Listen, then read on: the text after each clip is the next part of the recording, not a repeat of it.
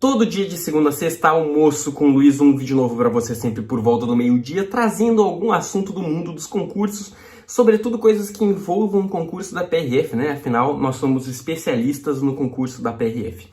Olha só, pessoal, a gente está vivendo uma situação aí que pode, sim, culminar numa terceira guerra mundial. É óbvio que a gente não quer isso, mas é algo que é muito real, né? Há muito tempo a gente não tem uma chance tão grande de uma guerra mundial como agora, né? A gente tem aí Rússia, né? Uma potência nuclear envolvida numa agressão a um outro país, né? Está invadindo ali um outro território, o território da Ucrânia, né? Eles querem tirar o regime político que está lá, né? E desmilitarizar totalmente a Ucrânia e tirar os interesses da OTAN em cima da Ucrânia, né? Que a OTAN perca o interesse pela Ucrânia. Então, isso é o que está acontecendo nesse momento, né? Eles querem instaurar um outro regime lá na Ucrânia. A princípio é isso que os analistas de geopolítica estão dizendo. E, obviamente, a OTAN não está gostando nem um pouco disso, né? E, enfim, a gente não sabe aí se as retaliações vão ficar somente no plano econômico. Escutando aí o que o Boris Johnson, né, lá da Inglaterra, falou, parece que não, né? Ele sinaliza que não, que teria outras coisas a se fazer além das sanções econômicas, né? Então, são cenas no próximo capítulo. Isso é algo realmente bastante perigoso, né? E pode sim envolver o Brasil, né? Pode envolver o Brasil. Então, vamos aqui aproveitar, né, esse momento e trazer alguns tópicos aqui de direito constitucional, né, para a gente analisar e aprender um pouco com essa desgraça que está acontecendo, pelo menos que a gente consiga revisar alguns conteúdos aqui. Olha só, tratando-se de guerra, né, quem que declara guerra? Quem que pode declarar guerra? A Constituição Federal nos traz essa resposta. Olha só o que diz a Constituição Federal. Compete à União declarar guerra e celebrar a paz. Então, é a União, na figura do presidente da República, que declara a guerra. Mas ele não pode fazer isso sozinho, tá? Aí a gente vai aqui para o artigo 49 da Constituição Federal, que também diz o seguinte: é da competência exclusiva do Congresso Nacional autorizar o presidente da República a declarar guerra, a celebrar a paz, a permitir que forças estrangeiras transitem em território nacional. Mas enfim, então o presidente da República, né, pela União, ele declara a guerra, mas ele tem que estar autorizado pelo Congresso Nacional, tá certo? É assim que funciona. E havendo, né, uma situação de guerra, cara, muitos direitos podem ser restritos, né, numa situação de guerra. Se o Brasil entra em guerra, o presidente pode declarar o estado de sítio, né? No estado de sítio, artigo 139 da Constituição Federal, um tema aí que as bancas de concurso público adoram, é o estado de sítio. Aproveite e dê uma revisada em estado de sítio, né?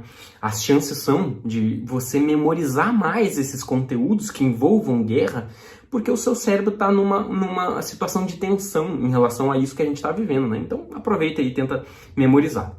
Olha só, as medidas que podem ser tomadas durante o estado de sítio, né? Se o presidente da República declarar o estado de sítio, olha só, as medidas que podem sofrer restrições. Obrigação de permanência em local determinado, por exemplo, pode o presidente dizer, ó, as pessoas não podem circular além dessa cidade aqui, né? Todo mundo que está, por exemplo, no Rio de Janeiro não pode sair do Rio de Janeiro, tem que ficar naquela localidade, exemplo, né? Pode ter detenção em edifício, né? Pode ter restrições relativas à inviolabilidade da correspondência, do sigilo das comunicações, né? Isso vai poder ser violado num estado de sítio. Prestação de informações e a liberdade de imprensa pode ter restrição, né, nesse período de estado de sítio. Televisão, rádio, né? Pode ter a suspensão da liberdade de reunião, busca e apreensão em domicílio sem necessidade de ordem judicial, tá certo? Pode ter aí intervenção nas empresas de serviço público e requisição de bens, né? Para a guerra, né? Todo o maquinário, toda a sociedade, ela se concentra na guerra. Então, uma empresa que hoje, por exemplo, faz molas de caminhão, né, uma empresa metalúrgica, ela pode ser requisitada os bens dela para produzir armamentos, por exemplo. É óbvio que vai ter uma indenização por isso, né? É algo que vai ser pago lá na frente, mas são coisas que podem acontecer. Então a dica é, deem uma estudada legal aí sobre estado de sítio, tá? Busque aprender tudo, faça um resumo, vai lá na Constituição Federal, dá um Google aí, estado de sítio, e estude tudo que você puder sobre estado de sítio e memorize esses conteúdos, faça flashcards desses conteúdos. Mas aqui, ó, uma coisa do artigo 5º que é interessante, né? Cara, nenhum direito fundamental é absoluto, né? O Brasil não tem pena de morte, né? Essa é a regra, mas tem exceção. Em caso de guerra declarada, pode ter pena de morte. Isso é uma relativização do direito fundamental à vida, né? Então, o próprio direito à vida não é absoluto. Em caso de guerra declarada, a gente pode ter pena de morte no Brasil. Outra situação que eu acho interessante trazer para vocês aqui é o decreto 1187, né? Esse é o decreto que trata de convocação dos cidadãos para auxiliar numa eventual guerra. Como que funciona, né? Quem que é chamado para a guerra em primeiro lugar? Obviamente, primeiro são os militares ativos, né? Mas esse decreto, ele fala o seguinte: em caso de guerra externa ou para manter a integridade nacional, todo brasileiro de 18 anos e até uma idade que o governo fixará em consequência das circunstâncias da ocasião, né? Ou seja, varia. Pô, é algo grave, é algo que está precisando de muita gente ou não? Aí o governo vai definindo os requisitos, né? Pô, não, agora a gente quer só os mais jovens ou só os mais velhos. Vai depender da situação, tá? O governo vai fixar, então todos acima de 18 anos podem vir a ser convocados, né? Agora vai ter uma ordem para isso, tá? Obviamente, os militares da ativa, mas em relação aos reservistas, como que funciona essa classificação? A primeira categoria a ser convocada são os reservistas com instrução militar completa, tá? Então, tem instrução militar completa? Você é a primeira categoria de reservista, né? Ou seja, tá precisando de mais gente? O que as Forças Armadas vão fazer? Reservistas da primeira categoria, né? O pessoal que já serviu, né, que tem a instrução militar completa, pode vir a ser convocado. Depois tem os reservistas com instrução militar insuficiente, né? Ele é reservista, mas ele não teve a instrução militar completa. Aí ele entra na segunda categoria. E na terceira categoria, a gente tem os reservistas sem instrução militar. Ele só é reservista, mas não teve nenhuma instrução militar. Aí, obviamente, né, ele não vai ser mandado para a guerra sem instrução militar, né? Tem um treinamento para esse pessoal.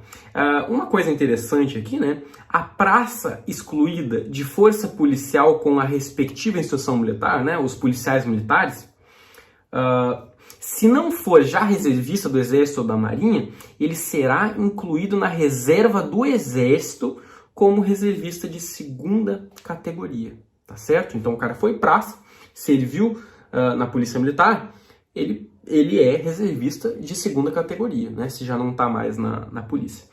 E PRFs podem vir a ser convocados? Podem, né? Todo cidadão pode, inclusive os PRFs podem vir a ser convocados para uma guerra, obviamente, né, pessoal? Isso nem na Segunda Guerra Mundial aconteceu algo parecido de convocarem policiais, né? Vão os militares da ativa, né? Esses que vão, né? Teria que ser uma guerra muito grande, né? E o Brasil se envolvesse de um jeito muito forte. E essa situação que se coloca hoje, né? Ela atinge o Brasil, mas indiretamente, né? O Brasil não está sendo atacado, o Brasil não tem nenhuma relação de aliado forte, como por exemplo, os membros da OTAN, que atacou a todos, né? E aí vem a OTAN para cima do agressor, todos os aliados juntos. O Brasil não faz parte de nenhum tratado desse, não tem nenhum interesse nessa situação aí, Rússia e Ucrânia, um interesse direto, né? O Brasil não está sendo agredido, não está em risco. Então, se o Brasil entrasse em guerra, seria, para mim, né, nos moldes do que aconteceu na Segunda Guerra Mundial, a menos que tivesse uma agressão muito mais direta, e não me parece o caso, né? Então, é isso, tá? Revisem esse assunto envolvendo a guerra e reafirmando aqui que no dia 7 de março a gente vai ter um evento que a gente vai falar tudo o que você precisa fazer, técnicas de estudo, memorização, vão ser 3 dias para mudar o resto da sua vida. A gente vai fazer esse evento gratuito, 100% online, link fixado aqui nos comentários para você participar desse evento, beleza? E ser aprovado no concurso da PRF. Um grande abraço, até a próxima, tchau, tchau!